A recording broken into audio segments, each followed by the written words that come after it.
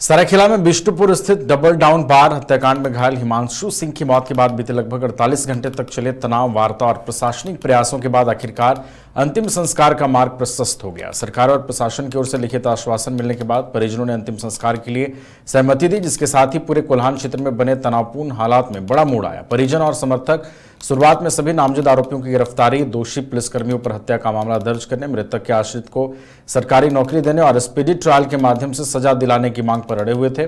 बुधवार को दिन भर कोल्हान डीआईजी, उपायुक्त, एसडीएम, एसडीपीओ समेत तमाम वरिष्ठ प्रशासनिक और पुलिस अधिकारी मौके पर मौजूद रहे और कई दौर की वार्ता हुई। अंततः प्रशासन ने लिखित रूप से आश्वासन दिया कि लापरवाही बरतने वाले पुलिस पदाधिकारियों पर विधि सम्मत कार्रवाई की जाएगी, फरार आरोपियों की शीघ्र गिरफ्तारी होगी और सरकारी नौकरी की अनुशंसा भेजी जाएगी। इसके बाद परिजन अंतिम संस्कार के लिए राजी हुए और अब माहौल शांत हुआ। अब सबकी नजरें प्रशासन के आगे के कदमों पर टिकी हुई हैं।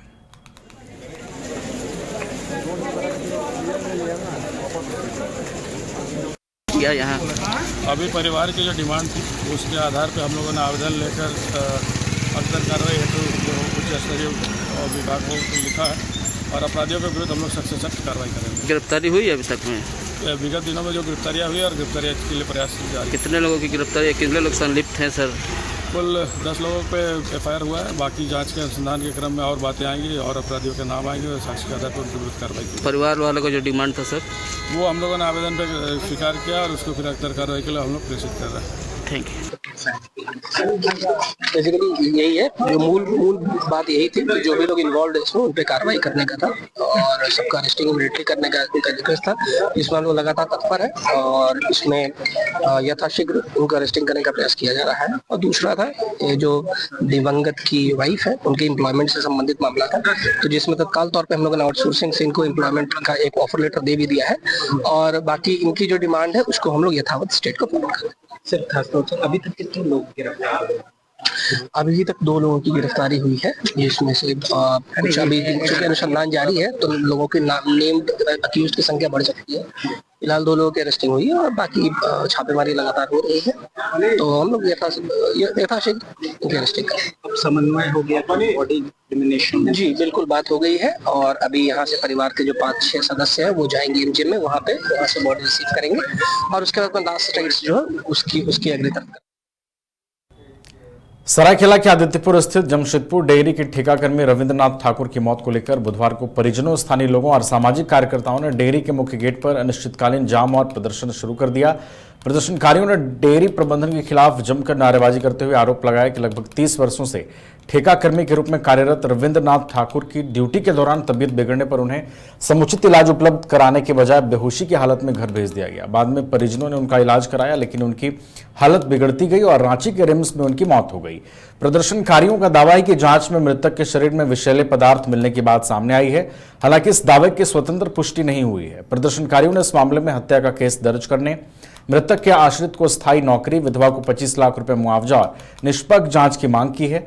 उन्होंने चेतावनी दी है कि जब तक उनकी मांगें पूरी नहीं होती तब तक मुख्य गेट पर आंदोलन जारी रहेगा। वहीं इस मामले पर डेयरी प्रबंधन की ओर से अभी तक कोई आधिकारिक प्रतिक्रिया सामने नहीं आई है। एसपी मैडम को मेल किया हुआ है, कल उनसे भी फोन पे बात नहीं हो पाया था। मैडम को मेल किया। 30 साल से यहाँ एक ठेकाकर्मी काम कर रहे थे रविंद्रनाथ ठाकुर।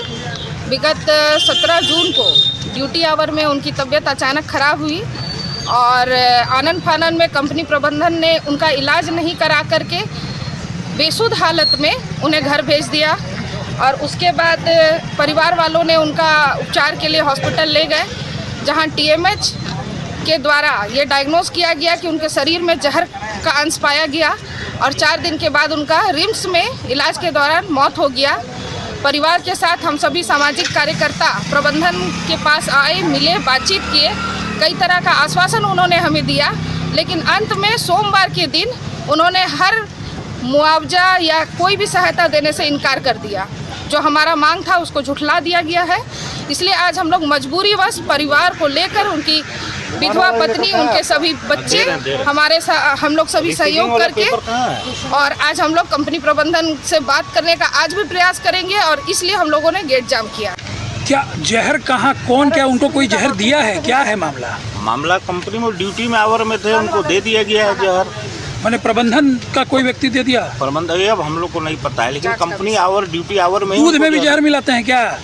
ये तो हो सकता है, मिलाते हो तभी तो आदमी मरा।